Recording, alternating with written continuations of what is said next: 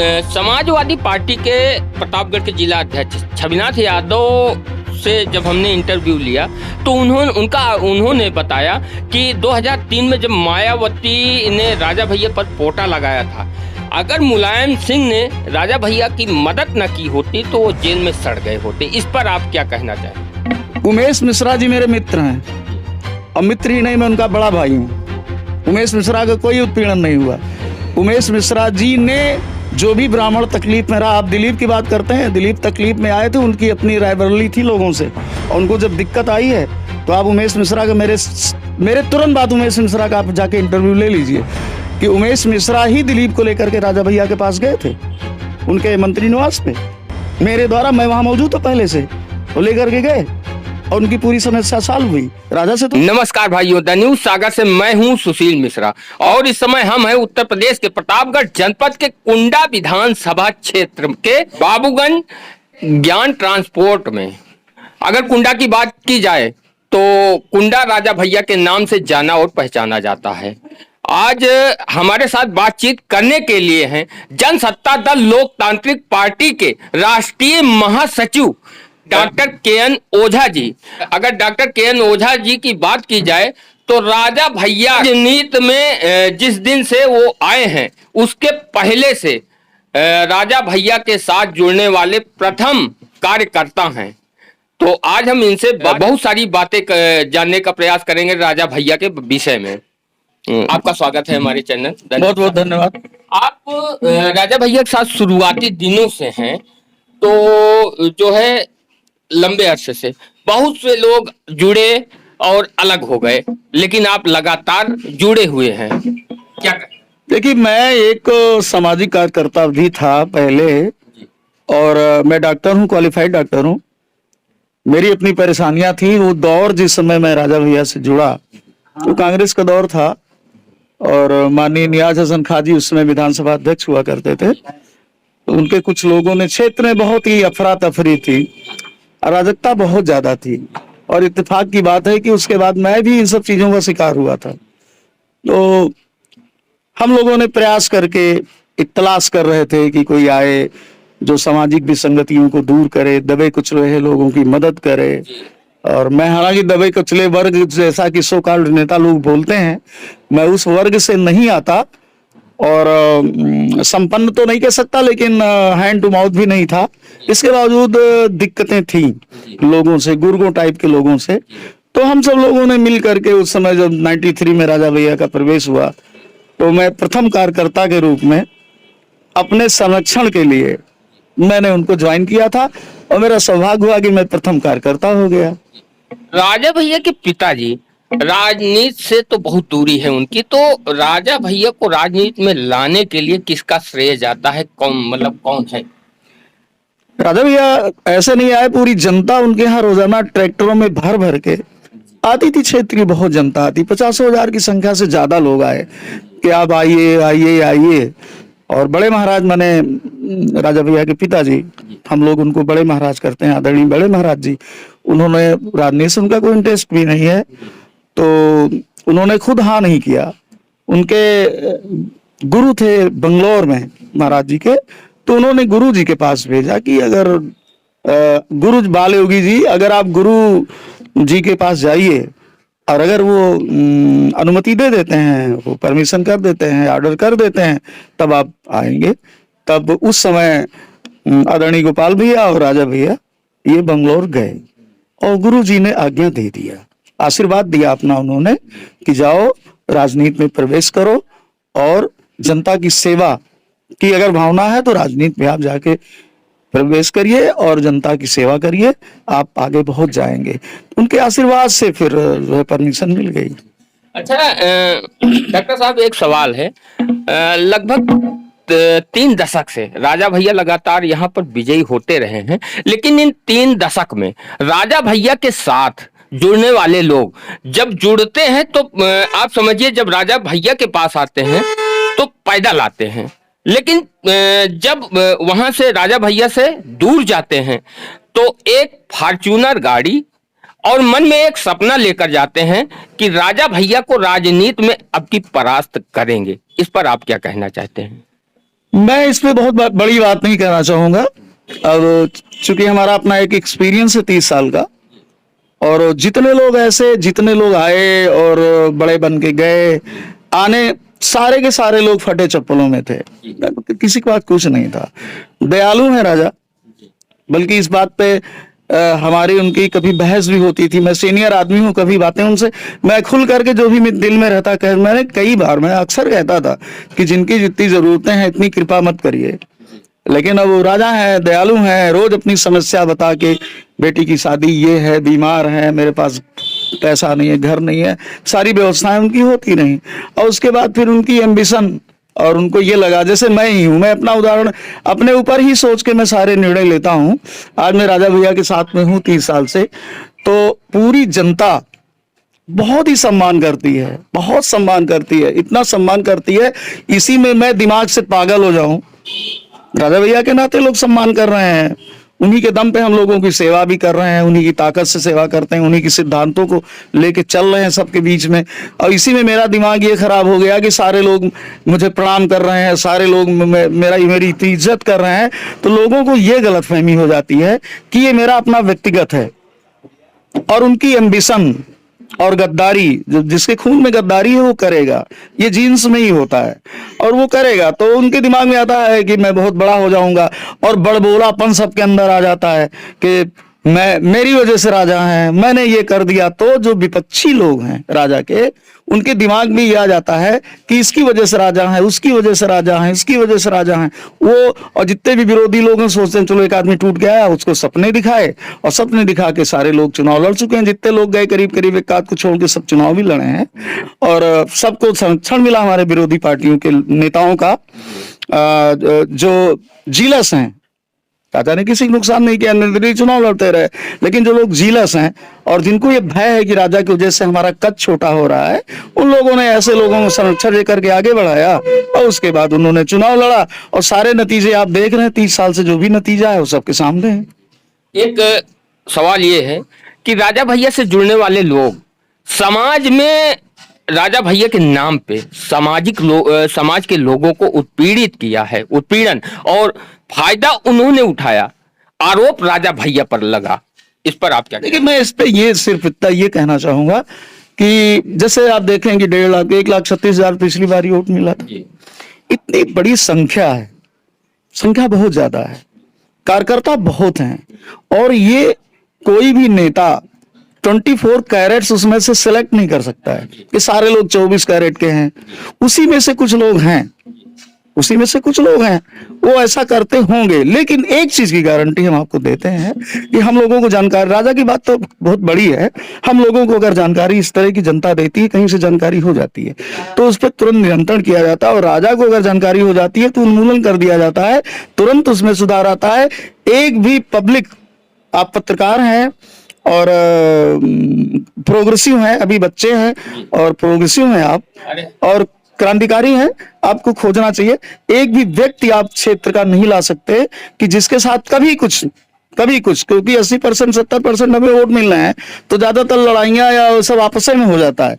लेकिन अगर किसी ने सूचना राजा को दिया होगा, मैं अपनी बात कर रहा हूं कि डॉक्टर के ओझा ने हमारे साथ ये किया, तो अगर उसका निराकरण नहीं हुआ हो तो मैं इस बात की गारंटी लेता हूं, सूचनाओं पे आधारित बड़े नेताओं के निर्णय, राजा तो आम जनता के बीच में है, 90% सूचनाएं उनको मिल जाती हैं, 10% नहीं मिलती हैं, जो हम लोग हो सकता है उसको दाब लेते हो। हम लोग भी दोषी हैं, दाब सकते हैं कि चलो भाई इसको यहीं मैनेज कर लेते हैं।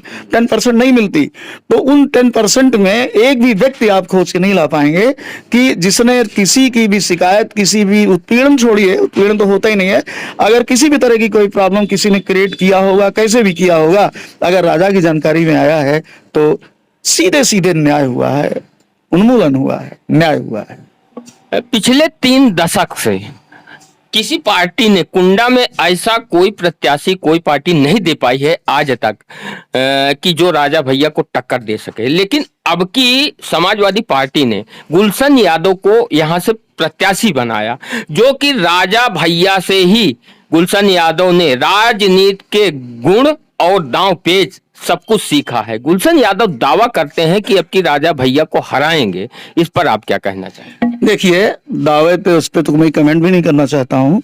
दांव पेच उसको ही सीखता उगता नहीं है, दांव पेच नहीं सीखा। मैंने बताया ना कि मुफलिसी के दौर से गुजरने वाले लोग यहाँ आए और उन लोगों वो डेवलप कर गए, उन्होंने डेवलप कर लिया। आपको एक बात मैं बताना चाहूंगा और आप खोज लीजिएगा, अगर चाहिएगा तो हमारे लैपटॉप में शायद या कंप्यूटर में होगा, मैं दे दूंगा।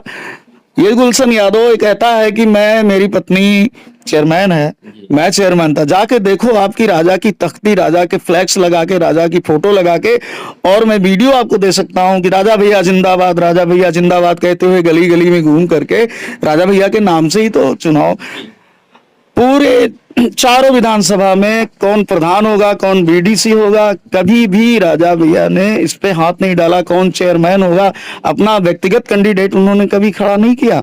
जाओ सब लोग लड़ो।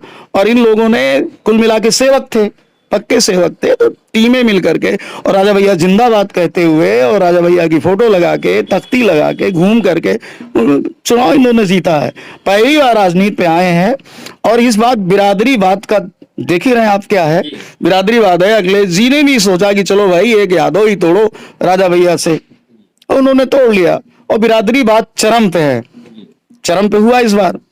लेकिन राजा भैया चूंकि यहाँ कुंडा में छत्री 10-12 हजार छत्री वोटर हैं, कुंडा में इससे ज्यादा नहीं है, और लगातार रिकॉर्ड बनाते चले आ रहे हैं, तो उनका जो बेस है, हर पार्टी का बेस उसकी जाति है। जितने भी लोगों ने, नए लोगों ने पार्टियां बनाई हैं, चाहे आप किसी, मैं नाम नहीं लेना चाहूंगा लेकिन आप सबको जानते हैं, सारे लोगों ने तभी पार्टियां उनकी बनी कि उनकी एक विशेष जाति है, उनका एक बेस है। लेकिन राजा क्या है, यहाँ पे 12,000 क्षत्रिय है, तो इनका जाति का कोई बेस नहीं है। सारी जनता इनका बेस है, सारी जनता इनकी बेस है। तो इसलिए एक गुब्बारे में हवा भर के छोड़ दिया अखिलेश जी ने, और वो 10 तारीख को फूटने जा ही रहा है। अच्छा ओझा जी, एक सवाल और है कि आपकी राजा भैया का नारा है कि 1.5 लाख पार, तो क्या लगता है आपको? देखिए, संख्या की बात तो मैं नहीं कर सकता, इसलिए नहीं कर सकता कि परसेंटेज पोल कम हुए हैं, और उसकी वजह मैं आपको बता दूं क्या हो गया। हमारा देश आस्था का देश है, हमारा समाज आस्था का देश है। शिवरात्रि में हमारे यहाँ से हर गांव से बसें भर भर के जाती हैं बाबा बैजनाथ धाम दर्शन करने। वोटर्स कम हो गए, भट्ठे पे लोग हैं, हमारे जो छोटे स्तर के लोग हैं, गांव घर के लोग भट्ठों में बहुत जाते हैं, तो संख्या भी इनकी कम रही, परसेंटेज हमारा कम हुआ है। तो मैं 1.5 लाख के पार की बात तो नहीं कर सकता, संख्या कम है। एक चीज मैं चैलेंज के साथ, मार्जिन की बात अगर आप करना चाहते हो तो मैं इतना चैलेंज के साथ कहता हूं, और इसको करके रखिएगा कि राजा भैया की प्रदेश में सबसे बड़ी जीत होगी। इस बात का हम दावा करते हैं। प्रदेश में, आप कुंडा की बात मत करिए, प्रदेश की बात करिए जिसमें अखिलेश यादव भी हैं, प्रदेश की बात करिए। अरे जो लीडर सबसे बड़ा लीडर है, मैं उसकी बात कर रहा हूं। उनके प्यादे वादे सब जो कोई मतलब उसका है नहीं। एक सवाल है, समाजवादी पार्टी के प्रतापगढ़ के जिला अध्यक्ष छविनाथ यादव से जब हमने इंटरव्यू लिया तो उन्होंने बताया कि 2003 में जब मायावती ने राजा भैया पर पोटा लगाया था, अगर मुलायम सिंह ने राजा भैया की मदद न की होती तो वो जेल में सड़ गए होते। इस पर आप क्या कहना चाहेंगे? देखिए, मैं थोड़ा 93 जाना चाहूंगा, कितनी किसने मदद करी, क्या हुआ। 93 में जब राजा भैया पहली बार चुनाव लड़े तो उस समय बहुजन समाज पार्टी और समाजवादी पार्टी की अलायंस था, ये दोनों मिलकर लड़े थे। इनसे हमने चुनाव लड़ा और 82,000 लगभग वोट राजा भैया को मिला था, और 22,000 वोट इनके अलायंस को मिला था, गठबंधन को, 93 में। चलिए साहब, 93 हो गया। उसके बाद 96 में जब दोबारा चुनाव हुआ तब भी हमने इनसे चुनाव लड़ा। फिर 2002 में जब चुनाव हुआ तब भी हमने इनसे चुनाव लड़ा। इनका कैंडिडेट 6700 वोट पाया, 6,752 वोट समाजवादी पार्टी। ये तो हो गई ये बात कहने की कि मेरे समर्थन से, समाजवादी पार्टी समर्थन से राजा चुनाव जीतते रहे। ये उनका जवाब है। 3 चुनाव निर्दलीय रहते हुए बिना किसी के सहयोग के लड़े हैं, जिसमें हमसे भाजपा भी लड़ी है, सपा भी लड़ी है और बहुजन समाज पार्टी भी लड़ी है। और एक चुनाव तो हमने इनसे लड़ा है बहुजन समाज पार्टी, और 2 चुनाव इनसे लड़ा। एक तो पार्लियामेंट का भी लड़ा 19 वाला इनके साथ। तो 93 में बहुजन समाज पार्टी और समाजवादी पार्टी का अलायंस था, उसमें हमने इनसे चुनाव लड़ा था। और इनके फिर अलायंस हुआ 19 में, 2019 में जो पार्लियामेंट का चुनाव हुआ, तो उसमें जनसत्ता दल का हमारा कैंडिडेट, इनको 32,000 वोट मिले थे कुंडा में टोटल, इनके अलायंस को। यहाँ भी हमने इनसे लंबी जीत दर्ज की थी। 2 बार तो आमने सामने, इनके अलायंस से 2 बार मैं लड़ा हूँ, अकेले 3 बार लड़ चुका हूँ। अब आज आइए आप कि मुलायम सिंह यादव जी का, नेताजी का हम लोग सम्मान करते हैं। इसलिए सम्मान करते हैं कि हमारा नेता, अगर आप थोड़ा भी कुछ करोगे तो हम बहुत ज्यादा आपके साथ करेंगे। एहसान फरामोश नहीं है वो। 2000 की बात है, अभी अखिलेश का बयान आया है 4 दिन पहले, वायरल हुआ है। उन्होंने टीवी इंटरव्यू दिया है कि राजा भैया के जो भी मुकदमे हुए हैं वो कोर्ट से छूटे हैं। कैसे सड़ जाते, जेल में रहते हुए अपने साथी, अपने दोस्त, अपने मित्र, अपने यारों को बहुजन समाज पार्टी से अकेले राजा भैया ने तोड़ करके माननीय मुलायम सिंह जी को जेल में रहते हुए मुख्यमंत्री बनाया था। भूल गए वो? हमने आपको मुख्यमंत्री बनाया तो आपने अगर मदद, पहली बात तो कोई मदद हुई नहीं, कोर्ट में कोई मदद नहीं होती, वो कोर्ट छोड़ता है। लेकिन चलिए आपने अगर मदद आपकी मान भी लें, सड़ जाते की बात कर रहे हो, क्या सड़ जाते? कोर्ट से बरी हुए हैं, सारे फर्जी मुकदमे थे, सारे केस कोर्ट से। पोटा की आप बात करते हो, पोटा तो सुप्रीम कोर्ट के आदेश पे, यहाँ पे उसका मुकदमा भी नहीं चला प्रदेश में। सुप्रीम कोर्ट ने आदेश किया, मध्य प्रदेश जबलपुर में मुकदमा चला, कोर्ट से राजा बरी हुए। कौन सा सड़ जाते? ये गंदी सोच है, सड़क छाप बातें हैं ये। पर ठीक है, जातिगत पार्टी है, जातवाद की पार्टी है। हमारे समाज में पैदा होते हैं, मेंबर नहीं हो सके, हो जाते कुछ क्या। लेकिन जातवाद का जमाना है, उसके सहारे आप चढ़ जाओ। हमारे ऊपर एहसान किसी का नहीं है। हमने 100 रुपए आपको दिए, 2 रुपए की आपने हमको चाय पिलाई, कौन सा एहसान आप कर रहे हैं? हमने आपको मुख्यमंत्री बनाया। और एक बात और, अखिलेश जी भी बहुत बोलते हैं, 2012 के चुनाव में 85 सभाएं हुई थी आदरणीय राजा भैया की। जो इस तरह की बातें लोग कर रहे हैं, जाके अपना रिकॉर्ड देख लें, आप भी देख लीजिए नेट में डाल के। 85 सभाएं हुई थी, हेलीकॉप्टर उड़ा था, जिसमें 80 सीटें जीता था इन्होंने। 2012 में प्रबल मेजॉरिटी से आए थे। कभी भी आदमी को इतिहास नहीं भूलना चाहिए, क्योंकि पास्ट प्लस प्रेजेंट तब फ्यूचर बनता है। आप प्रेजेंट अकेले से फ्यूचर बना रहे हो, ठीक है, पास्ट आपका निगेटिव है, आप बनाओ, कोई बात नहीं है। लेकिन ये चीज, आप भी पत्रकार हैं, नेट पे उठा के देख लीजिएगा कि बहुजन समाज पार्टी के सारे विधायकों को अपने पाले में ला के समाजवादी पार्टी में जोड़ करके, तब जेल में भी थे राजा भैया, और उन्होंने सरकार बनाई, और आदरणीय मुलायम सिंह जी उस समय मुख्यमंत्री बने। तो क्या पिद्दी शोरबे से क्या बात करें यार। क्या एक आखिरी सवाल आपसे, क्योंकि हमने छविनाथ यादव से बात की, इंटरव्यू लिया था, गुलशन यादव से भी लिया था। सबसे बड़ा आरोप उनका था कि राजा भैया के द्वारा ब्राह्मणों को, मतलब कुंडा विधानसभा के जो ब्राह्मण है, उनका उत्पीड़न किया गया है। तो आप, चूंकि आप भी ब्राह्मण हैं और राजा भैया के शुरुआती दिनों से साथ में लगे हैं, तो आपका क्या कहना है इस पर? मैं ब्राह्मण ही नहीं हूँ, ब्राह्मण हूँ, लेकिन मैं हर बिरादरी हूँ। आप जाइएगा, इंटरव्यू ले लीजिएगा, पूरे क्षेत्र में पता कर लीजिएगा। और मैं छोटा मोटा ब्राह्मण भी नहीं हूँ। अगर गलतफहमी में बोल रहे हो, तहसील सबसे ज्यादा लगान देता हूँ यार, मैं जमींदार ब्राह्मण हूँ। और ब्राह्मण यहाँ का इतना कमजोर भी नहीं है। ब्राह्मण 80% से ऊपर, 93 से उठा के आप देख लीजिए, यहाँ सबसे ज्यादा ब्राह्मणों की संख्या आज कम हुई है। 93 में सबसे ज्यादा संख्या ब्राह्मण की थी। लेकिन ये जागरूक कौम है, बच्चे इन्होंने कम पैदा किए, ये जागरूक लोग हैं, तो इनकी संख्या अब कम हो गई है, पहले से कम हुई है। लेकिन मेरे ख्याल से अभी भी ज्यादा दूसरे नंबर पे होंगे। और सब राजा भैया को समर्थन देते चले आए हैं, राजा भैया को समर्थन देते गए हैं, और इस बार 99% ब्राह्मणों ने समर्थन दिया है। तो क्या ब्राह्मणों को दबा के और दाब करके कोई वोट लेने की हैसियत रखता है क्या? प्यार से राजा भैया वोट लेते हैं, तो सारा ब्राह्मण इनके साथ है। और किस ब्राह्मण का उत्पीड़न हुआ, अगर आपको कुछ जानकारी हो, उन्होंने बताया हो, तो किसी के नाम लीजिए, तो मैं क्लैरिफाई कर दूंगा। जैसे दिलीप शुक्ला चकिया, मतलब उनका नाम लिया। उमेश मिश्रा करीमनगर, उनका नाम लिया। उमेश मिश्रा जी मेरे मित्र हैं, और मित्र ही नहीं, मैं उनका बड़ा भाई हूँ। उमेश मिश्रा का कोई उत्पीड़न नहीं हुआ। उमेश मिश्रा जी ने जो भी ब्राह्मण तकलीफ में रहा, आप दिलीप की बात करते हैं, दिलीप तकलीफ में आए थे, उनकी अपनी रायबरेली थी लोगों से, और उनको जब दिक्कत आई है तो आप उमेश मिश्रा के मेरे तुरंत बाद उमेश मिश्रा का आप जाके इंटरव्यू ले लीजिए कि उमेश मिश्रा ही दिलीप को लेकर के राजा भैया के पास गए थे उनके मंत्री निवास पे, मेरे द्वारा, मैं वहां मौजूद था पहले से, वो लेकर के गए और उनकी पूरी समस्या सॉल्व हुई। राजा से थोड़ी कोई मतलब था। अब उनकी कोई किसी से राइवलरी है और लोगों ने कुछ कर दिया तो 1 सेकंड के अंदर उमेश ने ही प्रॉब्लम को सॉल्व कराई, उमेश मिश्रा ने ही उस प्रॉब्लम को सॉल्व कराई है।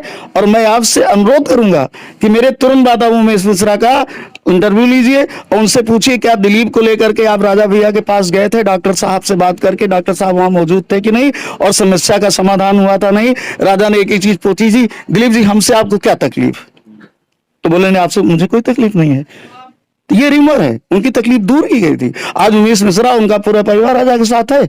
जाइए दिलीप मिश्रा से आप बयान ले लीजिए कि क्या आप उनके साथ हैं कि नहीं है। जब 27 फरवरी को मतदान हो रहा था रैयापुर में, राकेश सरोज का आरोप है कि राजा भैया ने राकेश सरोज के साथ मारपीट की, उनके साथ कुछ लोग थे उन्होंने भी मारपीट की। इस पर आपका क्या कहना है? क्या राजा भैया मतलब जब उनके साथ मारपीट हुई, राजा भैया उस समय कहाँ थे?